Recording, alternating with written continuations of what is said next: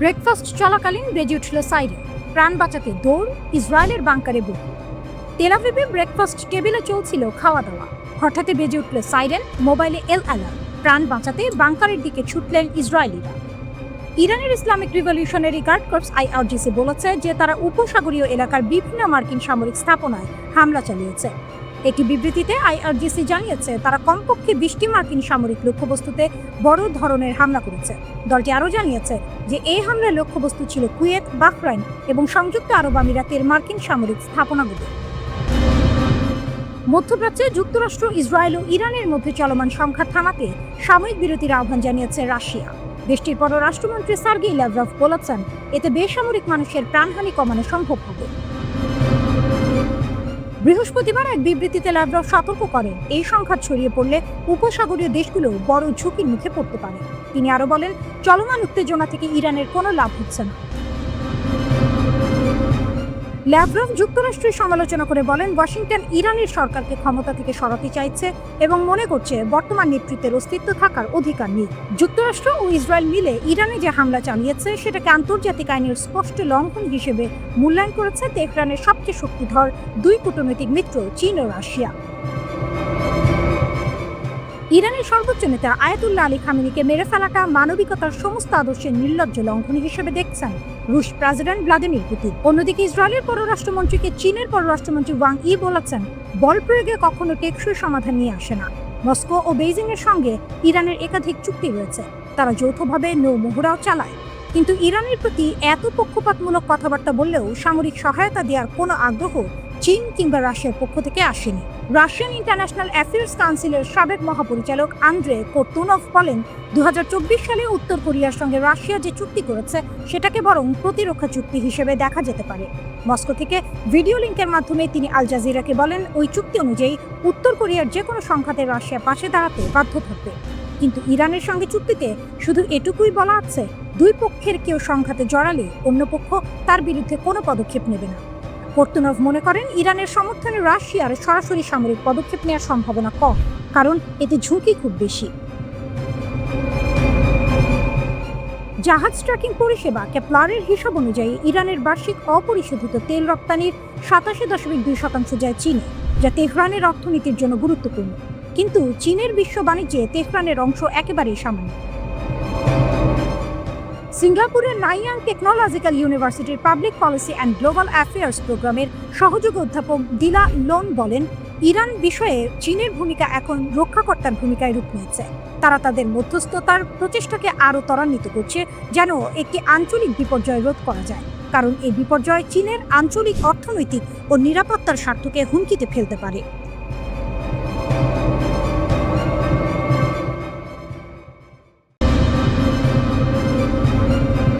একটা সময় ছিল মার্কিন স্টেলথ যুদ্ধ বিমান মানেই ভয়, রাডারে ধরা পড়ে না, চুপচাপ ঢুকে পড়ে, হামলা করে বেরিয়ে যায়। কিন্তু এখন প্রশ্ন উঠছে ইরানের আকাশ কি আর আগের মতো সহজ টার্গেট? খবর অনুযায়ী চীন ইরানকে দিয়েছে একটি উন্নত অ্যান্টি স্টেলথ রাডার সিস্টেম, নাম YLC-8BL। এই রাডারকে অনেকেই বলছেন স্টেলথ বিমানের দুঃস্বপ্ন। প্রথমে একটি বিষয় পরিষ্কার করি, এই ধরনের তথ্যের অনেকটাই বিশ্লেষণ ও সামরিক সূত্রভিত্তিক। আনুষ্ঠানিকভাবে সবকিছু নিশ্চিত করা হয়নি, তবে প্রতিরক্ষা মহলে আলোচনা তুঙ্গে। এই রাডারের বিশেষত্ব কি? সাধারণভাবে স্টেলথ যুদ্ধ বিমান যেমন F-35, F-22 বা B-2 বোমারু ডিজাইন করা হয় উচ্চ ফ্রিকোয়েন্সির রাডার এড়িয়ে যাওয়ার জন্য। তাদের গায়ে বিশেষ প্রলেপ ও কোনাকুনি গঠন থাকে যাতে রাডার তরঙ্গ প্রতিফলিত হয়ে ফিরে না আসে। কিন্তু YLC-8B কাজ করে লো ফ্রিকোয়েন্সি বা দীর্ঘ তরঙ্গ দৈর্ঘ্যে। এই দীর্ঘ তরঙ্গ স্টেলথ ডিজাইনের সীমাবদ্ধতাকে আঘাত করে, কারণ স্টেলথ প্রযুক্তি মূলত ছোট তরঙ্গের বিরুদ্ধে বেশি কার্যকর। দীর্ঘ তরঙ্গের ক্ষেত্রে বিমান পুরোপুরি অদৃশ্য থাকতে পারে না। বিশ্লেষকদের দাবি এই রাডারে 550 থেকে 700 কিলোমিটার দূর থেকেও লক্ষ্যবস্তু শনাক্ত করতে পারে, শুধু বিমান নয়, ব্যালিস্টিক মিসাইলও। এখন আসল বিষয়টা হলো শনাক্ত করার পর কি হবে। রাডারে কোনো লক্ষ্যবস্তু ধরা পড়লে সেই তথ্য সরাসরি যুক্ত হতে পারে ইরানের এয়ার ডিফেন্স সিস্টেমের সঙ্গে, যেমন S-300, S-400 যদি মোতায়েন থাকে, অথবা ইরানের নিজস্ব বাভার 373 সিস্টেম। মানে শনাক্ত থেকে প্রতিরোধ সবই দ্রুত। গত জুনে 12 দিনের সংঘাতে ইসরায়েলি ও মার্কিন স্টেলথ বিমান ইরানের আকাশে যে সুবিধা পেয়েছিল সেটি ভবিষ্যতে এত সহজ নাও হতে পারে, এমনটাই মনে করছেন কিছু বিশ্লেষক। তবে এখানে একটি গুরুত্বপূর্ণ বাস্তবতা আছে। লো ফ্রিকোয়েন্সি রাডার সাধারণত টার্গেটের অবস্থান মোটামুটি শনাক্ত করতে পারে, কিন্তু খুব নিখুঁত টার্গেটিং এর জন্য উচ্চ ফ্রিকোয়েন্সি বা ফায়ার কন্ট্রোল রাডারের সহায়তা দরকার হয়। অর্থাৎ একা একটি রাডার পুরো যুদ্ধ বদলে দেবে এমনটা বলা অতিরঞ্জন হতে পারে। তবুও কৌশলগত দিক থেকে এটি বড় বার্তা। চীন সরাসরি যুদ্ধ বিমান বা রণতরী পাঠায়নি, কিন্তু প্রযুক্তি দিয়েছে, এবং প্রযুক্তি আধুনিক যুদ্ধের সবচেয়ে বড় শক্তি। এর মাধ্যমে বেইজিং কি বার্তা দিতে চাইছে? প্রথমত, ইরানের প্রতিরক্ষা সক্ষমতা বাড়ানো। দ্বিতীয়ত, মধ্যপ্রাচ্যে মার্কিন প্রভাবের ভারসাম্যে সূক্ষ্ম পরিবর্তন আনা। তৃতীয়ত, দেখানো চীন শুধু অর্থনৈতিক শক্তি নয়, সামরিক প্রযুক্তিতেও বড় খেলোয়াড়। রাশিয়া আগেই ইরানকে বিভিন্ন প্রতিরক্ষা সহায়তা দিয়েছে। এখন চীনের এই পদক্ষেপ অনেকের কাছে কৌশলগত সমন্বয় হিসেবে দেখা হচ্ছে। অন্যদিকে পেন্টাগন বা ইসরায়েল এখনও প্রকাশ্যে কোনো মন্তব্য করেনি, কিন্তু সামরিক পরিকল্পনায় নিশ্চয়ই এই বিষয়টির বিবেচনায় নেওয়া হচ্ছে। সবচেয়ে বড় প্রশ্ন, এতে কি সত্যিই মধ্যপ্রাচ্যের আকাশযুদ্ধের সমীকরণ বদলে যাবে? সম্ভবত পুরোপুরি নয়, কারণ স্টেলথ প্রযুক্তিও থেমে নেই। নতুন প্রজন্মের ইলেকট্রনিক ওয়ারফেয়ার, ড্রোন, সাইবার আক্রমণ সবই দ্রুত উন্নত হচ্ছে। কিন্তু একটি বিষয় নিশ্চিত, যুদ্ধ এখন আর শুধু বিমান বনাম বিমান নয়, এটা প্রযুক্তি বনাম প্রযুক্তি, রাডার বনাম স্টেলথ, সেন্সর বনাম জ্যামার, ডিটেকশন বনাম বিভ্রান্তি। ইরানের আকাশ হয়তো এখন আগের চেয়ে বেশি সুরক্ষিত, কিন্তু তার মানে এই নয় যে সেটি পুরোপুরি অজেয়। শেষ পর্যন্ত আধুনিক যুদ্ধের সমীকরণ বদলায় ধীরে ধীরে। একটি প্রযুক্তি আসে, আরেকটি তার মোকাবিলায় তৈরি হয়।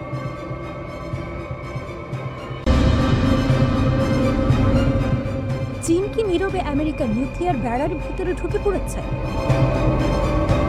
শুনতে সিনেমার গল্পের মতো লাগতে পারে, কিন্তু যুক্তরাষ্ট্রের বিভিন্ন অঙ্গরাজ্যে সাম্প্রতিক কিছু জমি কেনাবেচা ঘিরে এখন সত্যিই নিরাপত্তা অ্যালার্ম বাজছে। মিসৌরির হোয়াইট ম্যান এয়ারফোর্স বেস, এখানেই রয়েছে আমেরিকার বিখ্যাত B-2 স্পিরিট স্টেলথ বোমারু বিমান। এই বিমান পারমাণবিক অস্ত্র বহনে সক্ষম। এই ঘাঁটির ঠিক বাইরে একটি ট্রেইলার পার্ক বা মোবাইল হোম পার্ক নিয়ে তদন্ত শুরু হয়েছে। স্থানীয় কর্তৃপক্ষ আইনি পদক্ষেপ নিয়েছে সেটি বন্ধ করার জন্য। অভিযোগ, এই সম্পত্তির মালিকানার পেছনে রয়েছে জটিল শেল কোম্পানির নেটওয়ার্ক, যার সঙ্গে সন্দেহভাজন চীনা গোয়েন্দা সংযোগ থাকতে পারে। খতিয়ে দেখে জানা যায় মালিকানা কাগজে কলমে এক কানাডিয়ান দম্পতির নামে, কিন্তু তদন্তকারীরা দাবি করছে শেষ পর্যন্ত সে লিঙ্ক গিয়ে মেলে এক বিতর্কিত চীনা ব্যবসায়ী মাইলস গুয়ের সঙ্গে। তার বিরুদ্ধে আগে গুপ্তচরবৃত্তি ও বড় অঙ্কের জালিয়াতির অভিযোগ ছিল। 2024 সালে তিনি যুক্তরাষ্ট্রের দোষী সাব্যস্ত হন।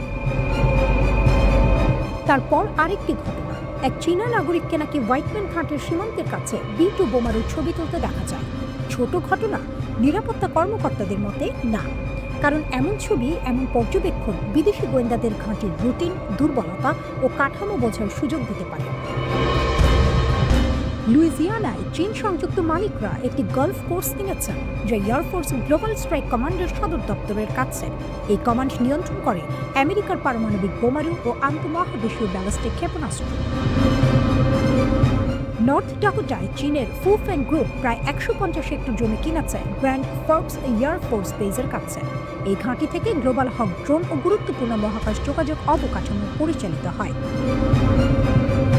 টেক্সাসের GH আমেরিকা এনার্জি নামের একটি কোম্পানি লাফলিন এয়ারফোর্স বেসের কাছে উইন্ড ফার্ম প্রকল্প করতে চেয়েছিল। আশঙ্কা ছিল বিদ্যুৎ অবকাঠামো নিয়ন্ত্রণের মাধ্যমে গুপ্তচরবৃত্তি বা বিঘ্ন ঘটানো সম্ভব হতে পারে।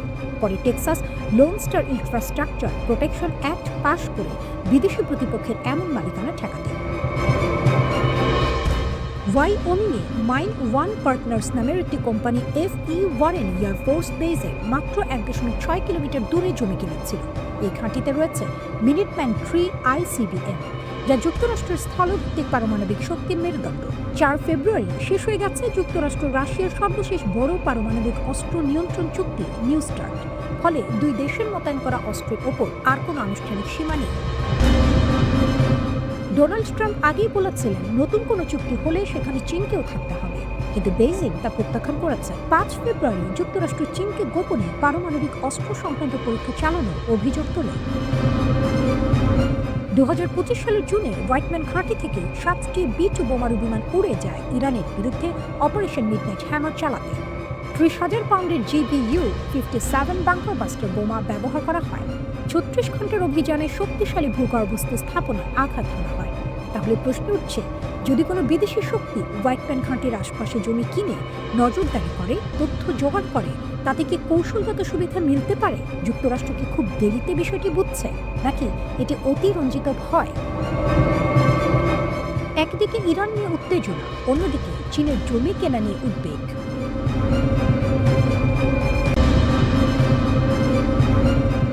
যুক্তরাষ্ট্র কি ইরানের সঙ্গে দীর্ঘমেয়াদী যুদ্ধের প্রস্তুতি নিচ্ছে, নাকি এটি শুধুই শক্তি প্রদর্শন? নতুন স্যাটেলাইট ছবিগুলো সেই প্রশ্নকে আবার সামনে এনেছে।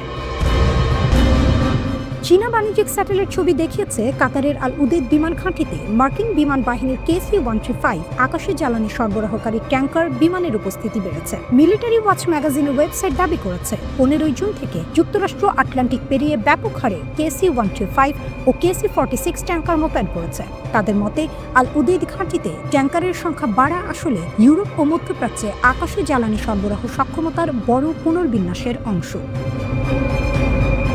প্রতিবেদন বলছে, নতুন KC-46 কর্মসূচিতে বড় ধরনের প্রযুক্তিগত সমস্যার কারণে যুক্তরাষ্ট্র এখনও পুরনো KC-135 ট্যাঙ্কারের উপরই বেশি নির্ভর করছে। KC-46-এ রিমোট ভিশন সিস্টেমের ত্রুটি, রিফুয়েলিং বুমের সমস্যা এবং জ্বালানি লিকের ইতিহাস রয়েছে। এসব কারণে অতীতে ক্রয় প্রক্রিয়া স্থগিত করতে হয়েছিল। এর মিশন সক্ষমতার হারও কম।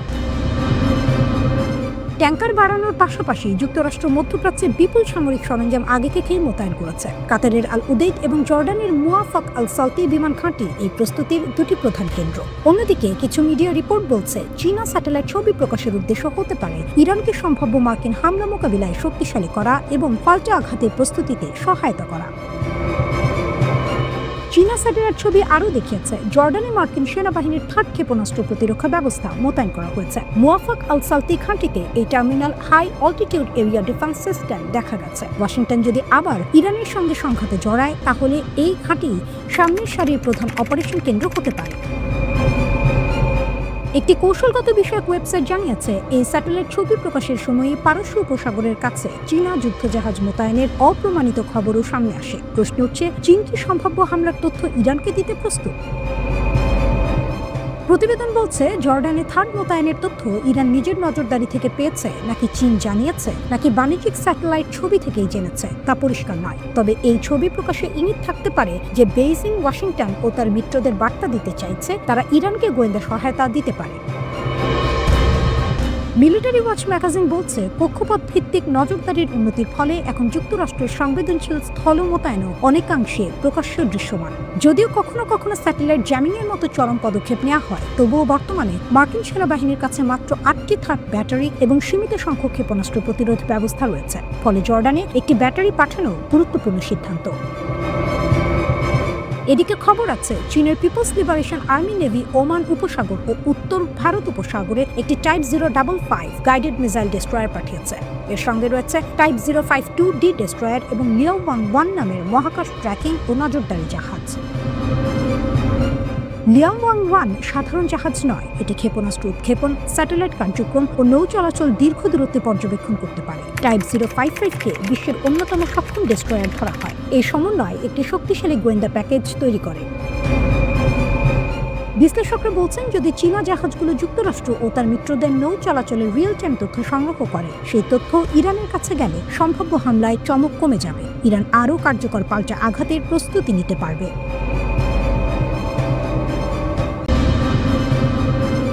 মধ্যপ্রাচ্যের আকাশে এখন এক ধরনের অদৃশ্য চাপা শব্দ। বাইরে থেকে বোঝা যায় না, কিন্তু ভেতরে ভেতরে উত্তাপ বাড়ছে। ইরানের সঙ্গে উত্তেজনা বাড়ার পর যুক্তরাষ্ট্র একাধিক বিমানবাহী রণতরী পাঠিয়েছে ওই অঞ্চলে। বিশাল দানবের মতো সমুদ্রে ভাসছে USS আব্রাহাম লিঙ্কন এবং USS জেরাল্ড আর ফোর্ড। দূর থেকে দেখলে মনে হবে ভাসমান একটি শহর। 4টি ফুটবল মাঠের সমান লম্বা। উপর দিয়ে যুদ্ধ বিমান ওঠানামা করছে, নিচে হাজারো নাবিকের ব্যস্ততা। এই দৃশ্য অনেকের কাছে শক্তির প্রতীক, কিন্তু শক্তিরও ভয় আছে। বিশ্লেষকেরা বলছেন এই উত্তেজনার আড়ালে আরো বড় একটি সমীকরণ তৈরি হচ্ছে, সেটি চীনকে ঘিরে। প্রতিরক্ষা বিশেষজ্ঞদের ধারণা, ইরান ও যুক্তরাষ্ট্রের টানাপোড়েনকে চীন একটি লাইভ ল্যাবরেটরি হিসেবে দেখছে, মানে নিজেরা সরাসরি যুদ্ধে না জড়িয়ে অন্যের যুদ্ধের প্রস্তুতি দেখিয়ে শিখছে। চীনের হাতে আছে DF-26 ধরনের ক্ষেপণাস্ত্র, যাকে অনেকে ক্যারিয়ার কিলার বলে। কয়েক হাজার কিলোমিটার দূর থেকে লক্ষ্যভেদ করতে পারে বলে দাবি করা হয়। আধুনিক মিসাইল প্রযুক্তির যুগে তাই বিমানবাহী রণতরী আর অজেয় নেই, এই কথাই এখন শোনা যাচ্ছে। পেন্টাগনের সাম্প্রতিক কিছু বক্তব্যে উদ্বেগের ইঙ্গিত মিলেছে। বিশেষ করে চীনের উপকূল ঘেঁষে যুদ্ধে জড়ালেই যুক্তরাষ্ট্রের জন্য পরিস্থিতি কঠিন হতে পারে এমন আশঙ্কা স্বীকার করা হয়েছে। প্রযুক্তি, মিসাইল নেটওয়ার্ক, নজরদারি সব মিলিয়ে চীন এখন ভিন্ন এক বাস্তবতা। পশ্চিমা গোয়েন্দা সূত্রের দাবি, ইরানের অ্যান্টিশিপ ব্যালিস্টিক মিসাইল ব্যবস্থাকে লক্ষ্য নির্ধারণে সহায়তা করছে চীন, অর্থাৎ সমুদ্রে ভাসমান মার্কিন রণতরীগুলোর অবস্থান নির্ভুলভাবে ধরতে সহায়তা দেওয়া হচ্ছে। যদি তা সত্যি হয়, তাহলে ব্যাপারটা শুধু ইরান যুক্তরাষ্ট্র বিরোধ নয়, এর ভেতরে আরো বড় খেলা আছে। চীন বহু বছর ধরে একটি কৌশল তৈরি করেছে, যাকে অনেকে A2 বা AD বা অ্যান্টি অ্যাক্সেস কৌশল বলে। এর উদ্দেশ্য হলো নির্দিষ্ট কোনো অঞ্চল, যেমন তাইওয়ান বা দক্ষিণ চীন সাগর, সেখানে যুক্তরাষ্ট্রের নৌ ও বিমান শক্তিকে ঢুকতে না দেয়া অথবা ঢুকলেও কার্যকর হতে না দেয়া। এই কৌশলের মধ্যে আছে ইলেকট্রনিক যুদ্ধ, সাইবার আক্রমণ, স্যাটেলাইট নজরদারি, যোগাযোগ ব্যবস্থা বিঘ্নিত করা, সরাসরি মিসাইল হামলা তো আছে, অর্থাৎ শুধু আঘাত নয়, প্রতিপক্ষের চোখ কান বন্ধ করে দেয়া, এটাও পরিকল্পনার অংশ। ভাবুন, সমুদ্রে বিশাল এক রণতরী ভাসছে, কিন্তু হঠাৎ তার রাডার বিভ্রান্ত, যোগাযোগ লাইন দুর্বল, আকাশের শত্রু কোথায় তা স্পষ্ট বোঝা যাচ্ছে না। এমন পরিস্থিতিতে শক্তিশালী জাহাজও অসহায় হয়ে পড়তে পারে। বিশ্লেষকেরা মনে করছেন, ইরানকে ঘিরে বর্তমান উত্তেজনা চীনের জন্য এক ধরনের পরীক্ষাগার হয়ে উঠেছে। নিজেরা ঝুঁকি না নিয়েই তারা মার্কিন বাহিনীর চলাফেরা, প্রতিরক্ষা ব্যবস্থা, প্রতিক্রিয়ার ধরন সব পর্যবেক্ষণ করতে পারছে। ভবিষ্যতে যদি তাইওয়ানকে কেন্দ্র করে সংঘাত শুরু হয়, তখন এই অভিজ্ঞতা কাজে লাগতে পারে। পশ্চিমা বিশেষজ্ঞদের ধারণা, চীন হয়তো এখন থেকেই হিসাব কষছে কিভাবে স্যাটেলাইট, মিসাইল ও ইলেকট্রনিক ওয়ারফেয়ারের সমন্বয়ে মার্কিন রণতরীর প্রতিরক্ষা দুর্বল করা যায়। একটা বড় ঝড় আসার আগে বাতাস থমথমে হয়ে থাকে, চারদিকে অদ্ভুত নীরবতা। মানুষ বুঝতে পারে কিছু একটা ঘটতে যাচ্ছে। মধ্যপ্রাচ্যের সমুদ্রেও এখন তেমন নীরব উত্তেজনা। একদিকে ইরান ও যুক্তরাষ্ট্র, অন্যদিকে দূরে দাঁড়িয়ে চীন, নীরব হিসেবি পর্যবেক্ষক।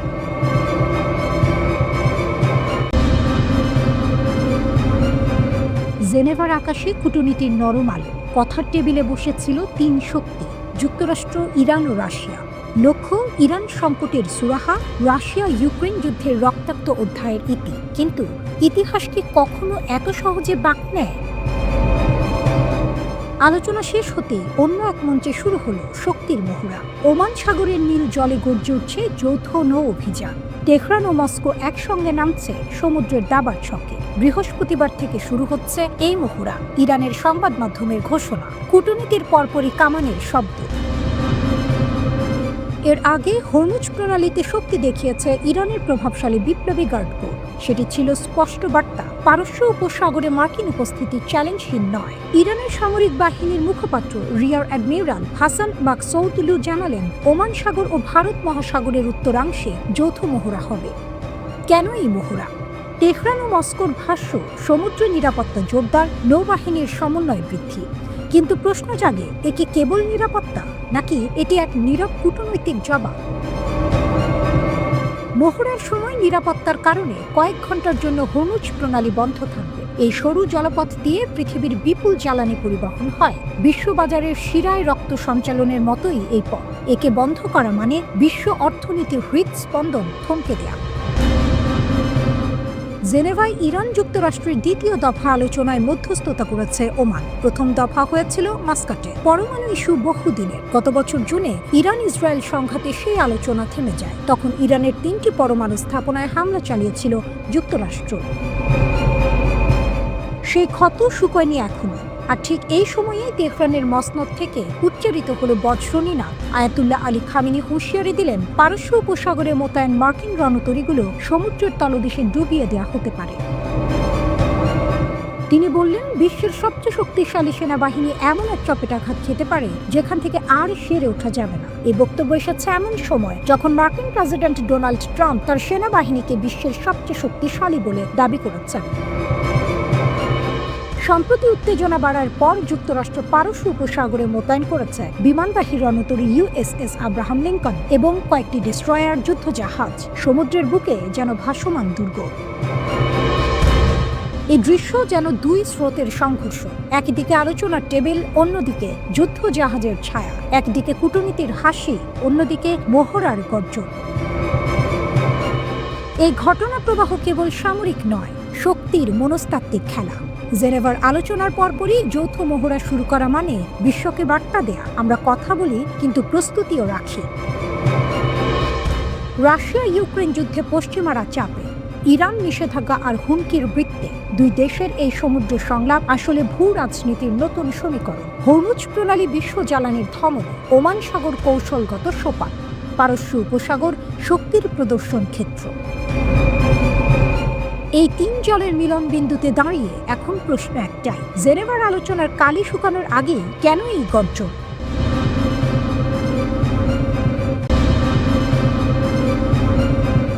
এবারের পরিস্থিতি আগের চেয়ে অনেক বেশি ভয়াবহ। ইরাকের আধা সামরিক বাহিনী একটি ভিডিও রিলিজ করেছে যা পুরো বিশ্বকে চমকে দিয়েছে। ভিডিওটি কোনো সাধারণ মরুভূমির মোহরা নয়, বরং মাটির গভীরে তৈরি এক বিশাল অস্ত্রনগরীর ঝলক।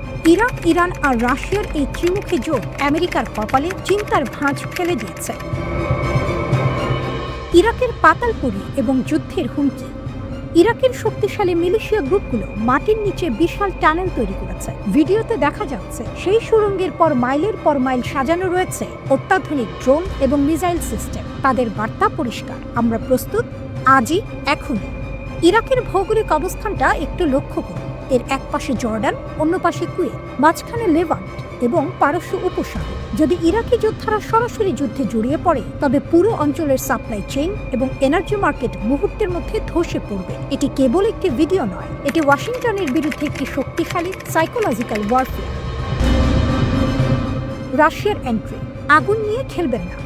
সবচেয়ে বড় টুইস্ট হলো রাশিয়ার অবস্থান। রুশ পররাষ্ট্রমন্ত্রী সার্গেই ল্যাভরভ সরাসরি আমেরিকাকে হুঁশিয়ারি দিয়েছেন। তিনি বলেছেন, ইরানের পরমাণু কেন্দ্রে হামলা করার পরিকল্পনা মানে আগুন নিয়ে খেলা। রাশিয়া স্পষ্ট করে দিয়েছে যে তারা কেবল দর্শক হয়ে বসে থাকবে না, তারা ইরানের সার্বভৌমত্বের পক্ষে এবং পরমাণু নিরস্ত্রীকরণ চুক্তির কাঠামোর মধ্যে থেকে সমাধানের পক্ষে। কিন্তু আমেরিকা যদি বেশি শক্তি দেখায় তবে রাশিয়া এবং ইরান একজোট হয়ে তার জবাব দেবে।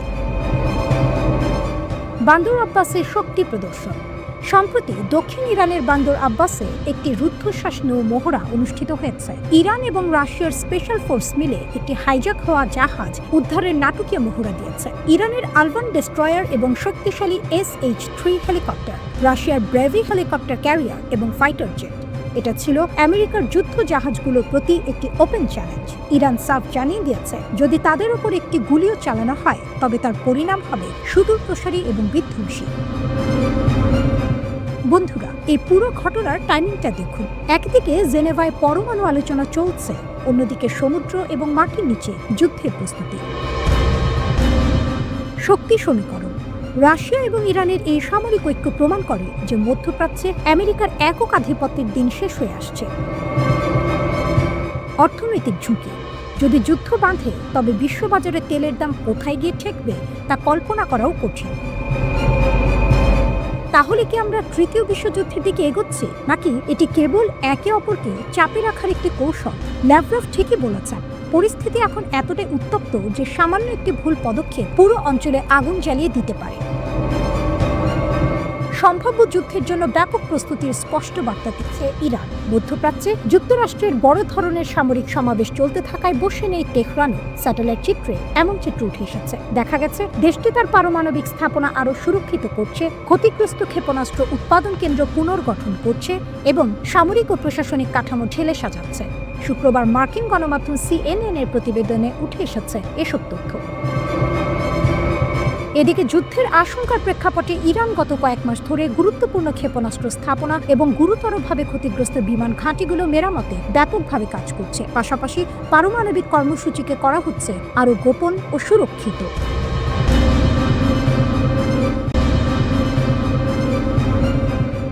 ডোনাল্ড ট্রাম্পের হোয়াইট হাউস থেকে আসছে সরাসরি যুদ্ধের হুমকি। অন্যদিকে ইরান আর রাশিয়া মিলে তৈরি করছে এক শক্তিশালী প্রতিরক্ষা দেওয়া।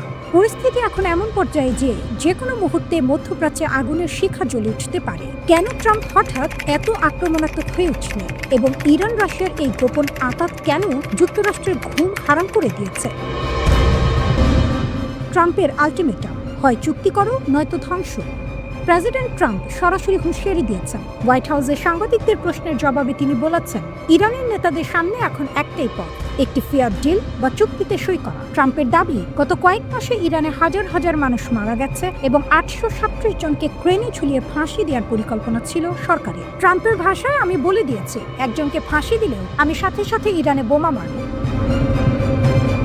ট্রাম্প এখানে লিমিটেড মিলিটারি স্ট্রাইক বা সীমিত সামরিক হামলার কথা ভাবছেন, অর্থাৎ পুরো যুদ্ধ নয়, বরং ইরানের নির্দিষ্ট কিছু সামরিক বা সরকারি স্থাপনায় নিখুঁত হামলা চালিয়ে তাদের আলোচনার টেবিলে বাধ্য করা। ইরান রাশিয়া টেলিফোনে যুদ্ধের ছক। ঠিক যখন ট্রাম্প হুমকি দিচ্ছেন, তখন ইরানের পররাষ্ট্রমন্ত্রী আব্বাস আরাকচি ফোন করলেন রাশিয়ার পররাষ্ট্রমন্ত্রী সার্গেই লেভরভকে। এটা কি কেবল সৌজন্যমূলক আলাপ? একদমই না। ইরানের দাবি, তারা একটি ন্যায়সঙ্গত চুক্তি চায় যা তাদের পারমাণবিক অধিকার রক্ষা করবে। রাশিয়ার সমর্থন। ল্যাভরভ সরাসরি বলেছেন, ইরানের পারমাণবিক কেন্দ্রে হামলা করা হবে একটি মারাত্মক অপরাধ। এখানে লক্ষ্য করার মতো বিষয় হলো, রাশিয়া আর ইরান এখন কেবল রাজনৈতিক বন্ধু নয়, তারা সামরিকভাবেও একজোট। একদিকে সমুদ্রে জয়েন্ট নেভাল ড্রিল বা নৌমহড়া চলছে, অন্যদিকে রাজনৈতিক টেবিলে তারা আমেরিকার বিরুদ্ধে এক কাট্টা। ঘনিয়ে আসছে কি যুদ্ধের মেঘ? আমেরিকার বিশাল রণতরী ইউএসএস জেরাল্ড আর ফোর্ড এখন ভূমধ্যসাগরে অবস্থান করছে। এটি আমেরিকার সবচেয়ে আধুনিক এবং শক্তিশালী নিউক্লিয়ার পাওয়ার্ড এয়ারক্রাফট ক্যারিয়ার। এর আগে ইউএসএস আব্রাহাম লিঙ্কনও এই অঞ্চলে পৌঁছেছে। অন্যদিকে ইরানও কিন্তু বসে নেই। স্যাটেলাইট ইমেজে দেখা গেছে, গত বছর ইসরায়েলি হামলায় ক্ষতিগ্রস্ত ইরানের ইমাম আলী মিসাইল বেস আবার মেরামত করা হচ্ছে। মাটির নিচে ব্যালিস্টিক মিসাইল লঞ্চ করার সাইলো বা সুড়ঙ্গগুলো নতুন করে তৈরি করা হচ্ছে। অর্থাৎ ইরান যুদ্ধের জন্য পুরোপুরি প্রস্তুত হয়ে টেবিলে বসছে। একটা বড় পাওয়ার গেম চলছে। ওমানের মধ্যস্থতায় জেনেভায় আলোচনা চললেও দুই পক্ষই একে অপরকে বিশ্বাস করতে পারছে না। ট্রাম্প চাইছেন নিজের ইমেজে একটি বড় জয়, একটি নতুন পরমাণু চুক্তি। ইরান চাইছে আমেরিকার অর্থনৈতিক নিষেধাজ্ঞা থেকে মুক্তি, কিন্তু নিজের সামরিক শক্তি না কমিয়ে। রাশিয়া চাইছে মধ্যপ্রাচ্যে আমেরিকার প্রভাব কমিয়ে নিজেদের আধিপত্য বজায় রাখতে। ওয়াল স্ট্রিট জার্নালের রিপোর্ট অনুযায়ী, ট্রাম্প যদি সবুজ সংকেত দেন, তবে আগামী কয়েকদিনের মধ্যে ইরানের ওপর হামলা হতে পারে। তবে এই হামলা কি কেবল ইরানকে চুক্তিতে বাধ্য করবে, নাকি এটি একটি পূর্ণাঙ্গ আঞ্চলিক যুদ্ধের জন্ম দিবে?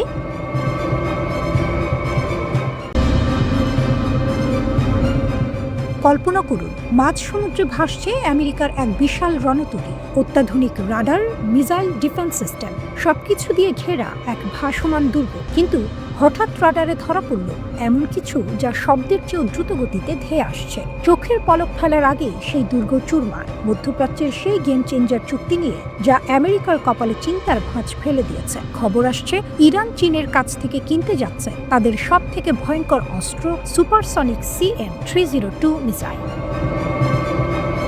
কেন এই চুক্তি এত গুরুত্বপূর্ণ? আপনারা হয়তো ভাবছেন, ইরান তো আগে থেকেই মিসাইল বানায়, তাহলে চীনের থেকে কেন কিনছে? এর উত্তর হলো সুপারসনিক স্পিড। এই মিসাইলগুলো শব্দের চেয়েও কয়েক গুণ দ্রুত চলে এবং সমুদ্রের খুব নিচু দিয়ে উড়ে যায়। ফলে বড় বড় জাহাজের ডিফেন্স সিস্টেম একে শনাক্ত করার আগেই এটি আঘাত হানে। প্রায় 290 কিলোমিটার দূর থেকে এটি নিখুঁতভাবে লক্ষ্যভেদ করতে পারে। বিশেষজ্ঞদের মতে, এই মিসাইল যদি ইরানের হাতে আসে, তবে পারস্য উপসাগরে মার্কিন নৌবাহিনীর জন্য টিকে থাকা কঠিন হয়ে পড়বে। চুক্তির নেপথ্যে কি ঘটছে? রয়টার্সের রিপোর্ট অনুযায়ী, এই চুক্তির আলোচনা চলছিল প্রায় 2 বছর ধরে, কিন্তু আসল মোড় ঘোরে গত বছরের জুন মাসে। ইসরায়েল ও ইরানের মধ্যে 12 দিনের সেই রক্তক্ষয়ী যুদ্ধের পর ইরান বুঝতে পারে তাদের আরও উন্নত প্রযুক্তির প্রয়োজন। সূত্রের খবর, গত গ্রীষ্মে ইরানের উপ প্রতিরক্ষামন্ত্রী মাসউদ ওয়াইও স্বয়ং বেইজিং সফর করেছেন। অর্থাৎ চুক্তিটি এখন একদম শেষ পর্যায়ে। ইরান বলছে, মিত্রদের সঙ্গে আমাদের প্রতিরক্ষা চুক্তি আছে, আর এটাই তা কাজে লাগানোর সঠিক সময়। আমেরিকার প্রতিক্রিয়া ও ট্রাম্প ফ্যাক্টর। এদিকে ওয়াশিংটনে কিন্তু বেশ উত্তেজনা। হোয়াইট হাউস সরাসরি কিছু না বললেও প্রেসিডেন্ট ডোনাল্ড ট্রাম্পের সুর আগের মতোই কড়া। ট্রাম্প স্পষ্ট করে দিয়েছেন, হয় ইরানকে নতুন কোনো চুক্তিতে আসতে হবে, না হলে আগের চেয়েও কঠোর নিষেধাজ্ঞার মুখোমুখি হতে হবে।